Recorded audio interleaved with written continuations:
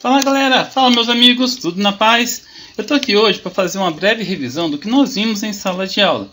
Hoje nós vamos falar sobre a filosofia existencialista cristã e os seus principais autores.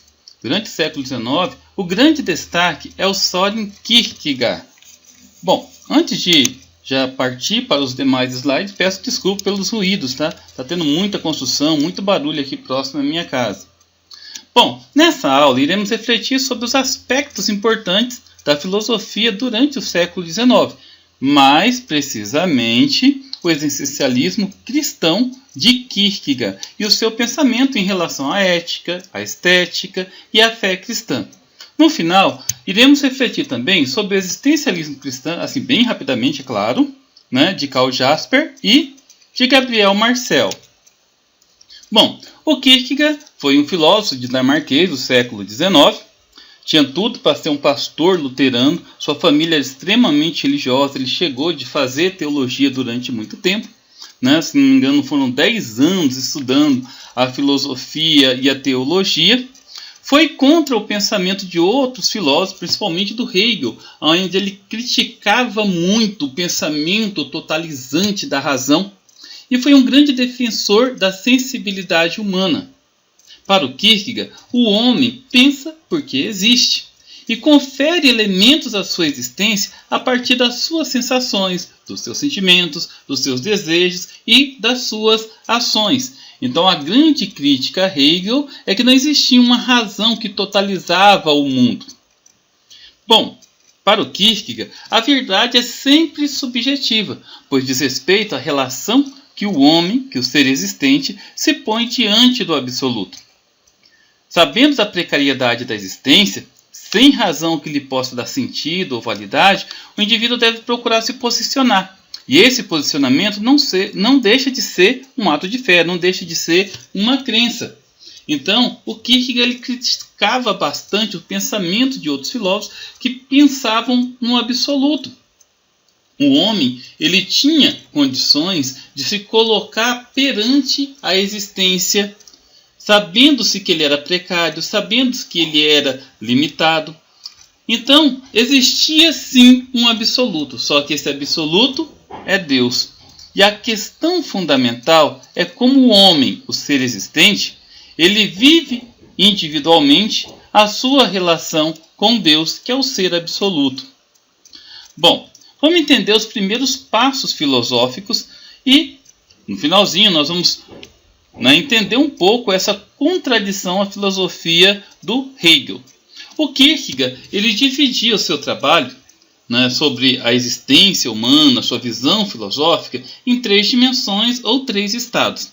A primeira dimensão, a estética, a segunda dimensão, ética, e por fim aquele que ele considerava a dimensão absoluta, o ápice do homem, que é a dimensão religiosa.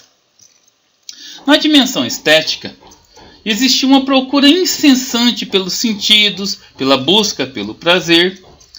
Isso é interessante, sabe? Porque o homem ele procura essa sensualidade, ele procura essa experiência de vida que é limitada no prazer carnal, no prazer apenas temporário. Para o Kierkegaard, essa espécie de hedonismo é a dimensão estética. A segunda dimensão é a dimensão ética. O indivíduo ele vive ali um dilema básico sob a noção de liberdade. A sensação entre o prazer e o dever. Ele adota regras, preceitos que têm valor universal. Nasce de uma lei moral na forma de objetividade. É o indivíduo que está dividido entre a noção de prazer e a noção de trabalho. E por fim, a dimensão religiosa. É aquilo que na individualidade do próprio homem, na individualidade da existência do próprio homem, ele pode chegar à verdade. Uma verdade não objetiva, não racional, como propunha o Hegel, mas intensa, apaixonada.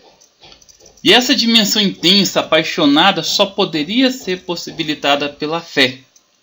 Na dimensão religiosa, o sacrifício é particular, é pessoal. O Kierkegaard ele se baseia muito na história de Abraão e Isaac. Para ele, a dimensão mais elevada da fé e da existência é a história de Abraão, quando teve que sacrificar o seu filho a pedido de Deus. Então esse sacrifício individual mostra a existência do homem, ou o limite da existência do homem. Bom, ele criticou muito o Hegel, como nós já afirmamos, né? Porque ele afirmava que não devemos apenas analisar a história para entender o homem. Então, na visão do Hegel, analisando a história, nós conseguimos entender o homem. Mas, na visão do Kierkegaard, o homem precisa ser entendido em sua subjetividade, em seus pensamentos, em suas emoções. Então, de acordo com Kierkegaard, a história e a sua especulação são apenas expressões objetivas, enquanto que o indivíduo ele é subjetivo, o homem é subjetivo. Então a gente precisa entender o homem como sendo subjetivo. O existencialismo cristão, que foi iniciado pelo Kierkegaard, procura recuperar a relação vertical entre o ser humano e Deus, estabelecendo que o caminho correspondente à afirmação da individualidade da criação, cada homem é um ser único, com seu Criador, Deus. Agora, nós vamos fazer uma breve análise de outros pensadores, como Karl Jasper e o Gabriel Marcel. Karl Theodor Jasper foi filósofo, médico, psiquiatra alemão. Para Jasper, a existência é a origem do ser. Então ele era um existencialista. Aquela ideia de que o homem primeiro existe, né? O homem ele precisa primeiro existir para depois ele pensar na ciência, ele pensar em outras formas, né? Então o homem, o ser, não é objeto do saber científico. Por isso que a filosofia não pode ser entendida como uma ciência. Ela é a mãe de todas as ciências. Para o filósofo, o que se experimenta como existência é a verdade na fé.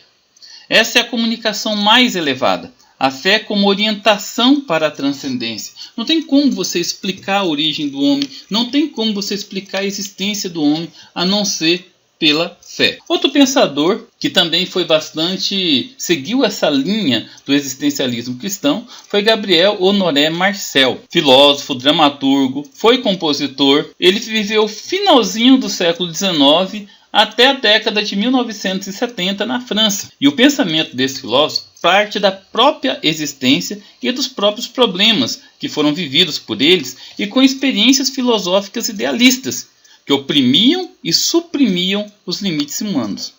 Para o Marcel, a presença do transcendente é o centro das experiências humanas, partindo da ideia de que o transcendente não seria acessado pela lógica racional. Ele defendeu as experiências totalizadoras como fidelidade, esperança e amor. Bom, pessoal, é isso aí. Foi uma breve revisão desses três autores, né, com ênfase em Søren Kierkegaard, né, o dinamarquês, que nós vimos em sala de aula. Espero que esse vídeo ajude vocês a estudar para as provas e principalmente para o Enem. Fiquem com Deus e até a próxima!